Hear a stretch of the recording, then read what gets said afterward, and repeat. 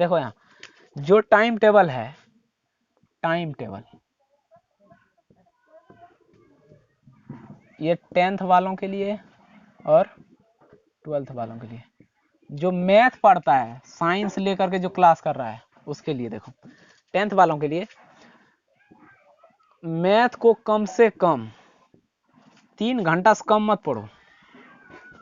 3 घंटा मैथ पढ़ो, जब तुम कंफर्टेबल हो तब पढ़ो, जब मर्जी करता है। जिस समय तुम लगता है कि नहीं हम मैथ इस समय ही अच्छा पढ़ सकते हैं, उसी समय पढ़ो। 3 घंटा कम से कम मैथ पढ़ो। देखो अब साइंस है, तुमको 5 सब्जेक्ट का लोड है।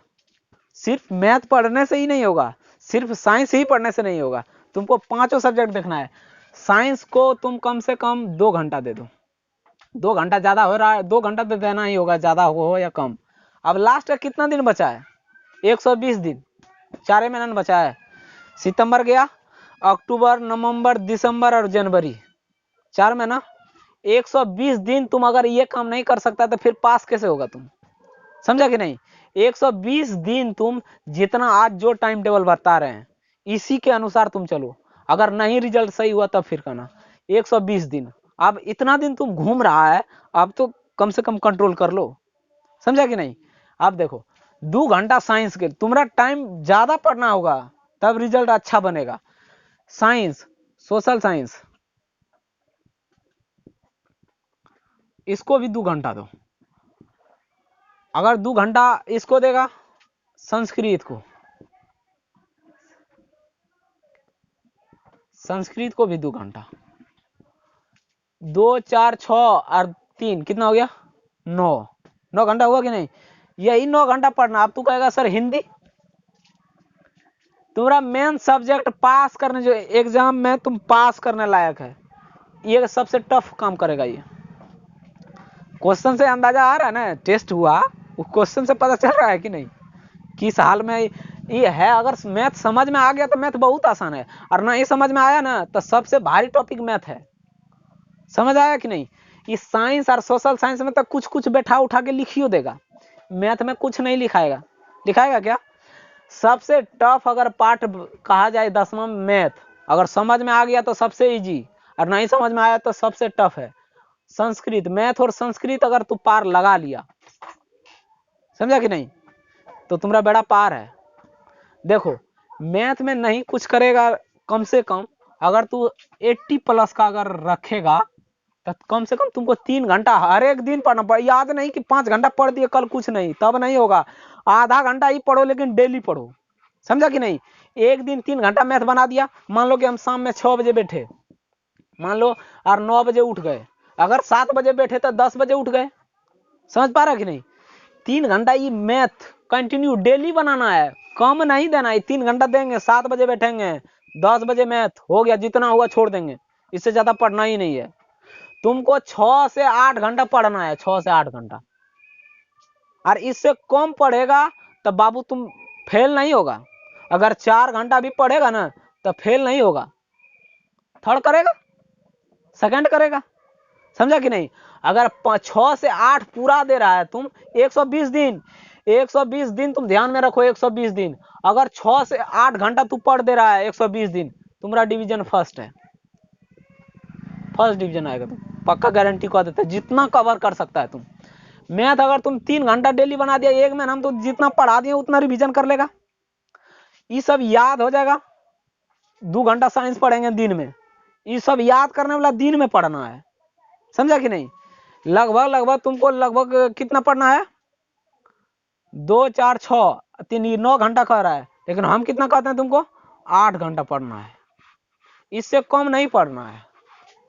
समझा कि नहीं? और हर एक टॉपिक को, एक सवाल को 4 बार बनाओ, समझो बढ़िया से। समझा? तब होगा काम, ऐसे नहीं होने वाला है। अब देखो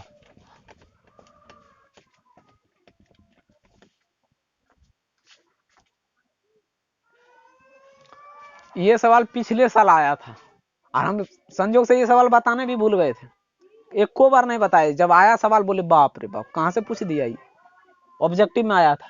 देखो अच्छा, तुमको स्क्वायर फॉर्म में पूछा है कि नहीं?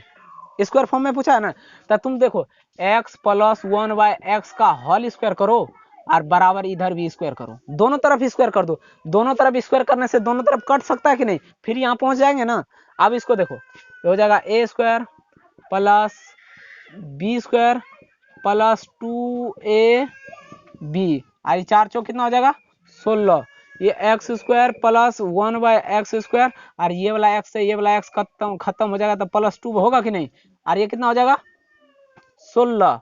आप देखो x square plus 1/x square बराबर 16, ये प्लस में इधर जाएगा क्या हो जाएगा माइनस में, x square plus 1/x square बराबर 14 आंसर होगा। इतना बड़ा तुमको ऑब्जेक्टिव ये बन रहा है सब्जेक्टिव जैसा। अरे ये क्या देगा ऑप्शन, देखो ऑप्शन देगा इसका 12 देगा, बी नंबर 16 देगा, और वो डी नंबर 14 भी दइए देगा ना, और ई नंबर कोई बी सी ना होगा, ये सी और ये डी कोई नहीं। कभी कभी अगर 16 आ जाएगा ना तो दिमाग करेगा कि एकरे मार दे, कोई दिक्कत है। अच्छा ये प्लस में है कि माइनस में है, ए स्क्वायर प्लस यहाँ ए प्लस बी का होल स्क्वायर क्या होता है, ए प्लस बी का होल स्क्वायर क्या होता है, A square plus B square plus 2ab होता है, और ए माइनस बी का होल स्क्वायर होता है A square plus B square minus 2ab होता है। माइनस वाला में यहाँ माइनस होता है, प्लस वाला में यहाँ प्लस से होता है, लेकिन दोनों में प्लस होता है A square plus B square. समझ आया कि नहीं, उतारो हो गया। ये नींद ज्यादा आता है कि तुम लोगों को, हाँ देखो अगर नींद आता है शाम में क्या बजे तुम लोग पढ़ने बैठता है, 6 बजे बैठता है ना, तो 4 से 5 बजते बजते हल्का सा नाश्ता कर लेना, ये पूरा ने भर पेट मत खा देना, ना तो खटिया खड़ा हो जाएगा तुम लोगों का। 4 से 5 बजते बजते थोड़ा सा नाश्ता कर लेना, आधा पेट पूरा नहीं, समझा कि नहीं। उसके बाद रात में खाना तुमको 9 से 10 में खाना है, समझा कि नहीं। खाना खा करके सो जाना है, तब पढ़ना नहीं। आप पढ़ने के पहले 8 बजे तू खाएगा ना, 8 बजे खाएगा तब 9 बजे सोना है।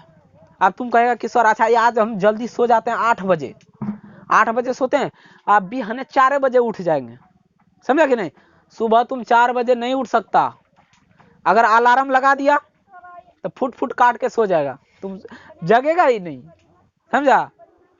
इसलिए एकदम हम तुमको बताते 4 बजे का ऐसा नहीं करना है, वो सो जाएगा तो फिर जग ही नहीं सकता है, समझा कि नहीं।